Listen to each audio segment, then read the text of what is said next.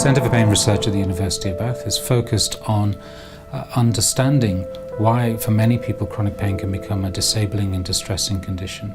46% of the population in Northern Europe, for example, had a major pain episode in the last year. A quarter of those have severe pain that they report repeatedly that is part of their life. Our role is to help us understand what the new solutions to living with pain might be. For a long time, people thought that the critical part of pain is happening where it hurts. So let's say you've injured your foot, that's where the pain originates. That is partly true, but we know that the brain is a far more critical organ. So you could summarize it as, if you don't have a brain, there's no pain.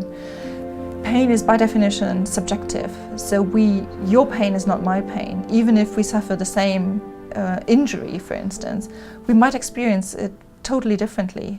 And the critical aspect of that is that pain is more than just a sensory experience. It is critically determined by what you think about it and what you feel. We know now that there are certain pathways in the brain that can either help you in coping with pain and decrease the pain so that you can live with it and you can make it easier to live with it, or you can have certain thoughts and feelings that make the pain worse. What we see on these pictures is activation, and the brain images show which part of the brain become active while you experience pain. And we can see these areas lighting up here, so the more red or yellow, the stronger the activation in the brain. So we can use thoughts and feelings to help us with pain and to get over it and to cope with it and to find solutions for pain.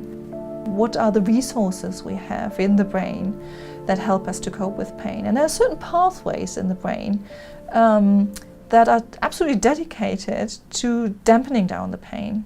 And if we could understand how that works, then we could use these resources in a more systematic way and try to develop new methods of preventing and treating pain. The second area of research that we're particularly focused on is understanding the mechanisms of the reasons why some people develop pain and disabling pain conditions. And much of that work we do here in the University of Bath in our laboratories, where we're interested in looking at why some sensations extend into people's awareness and consciousness. Some people find it difficult to switch away from those sensations, and why others people find it easier to distract themselves from. What we've been doing at the University of Bath has been trying to investigate the way in which pain has this interruptive effect on attention. We've been doing this in the laboratory, constructing tasks which mimic the sorts of things that we do on a day-to-day basis. We have two tasks which we'd like you to do today. One of them, as you see, was on this screen here, which will be a breakfast task, and the one on the tablets here is the shopping task.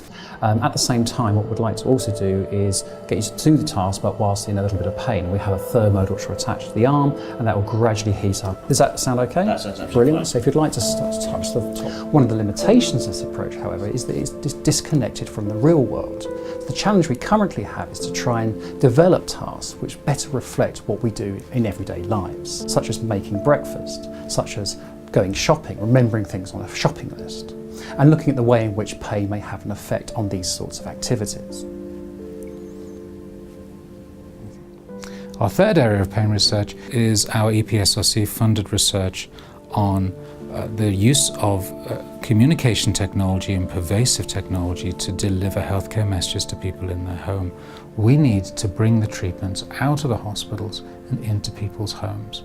The way to do that is by introducing modern technology, modern communication technology, most of which many people already have in their homes. We have an excellent prototype. We know that we can change behavior. We know that it can work. What we're now doing is working with key communication technology organizations and companies who can help us with this next stage of building a research product, something of a scale that we can actually test whether it can change not just one or two people's lives with a prototype, but thousands of people's lives. The good news that we have is, as a societies, we have developed ways that allow us to live longer.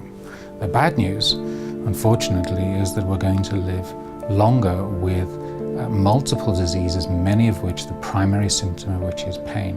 Trying to understand how to help people with persistent pain is a major challenge of 21st century life.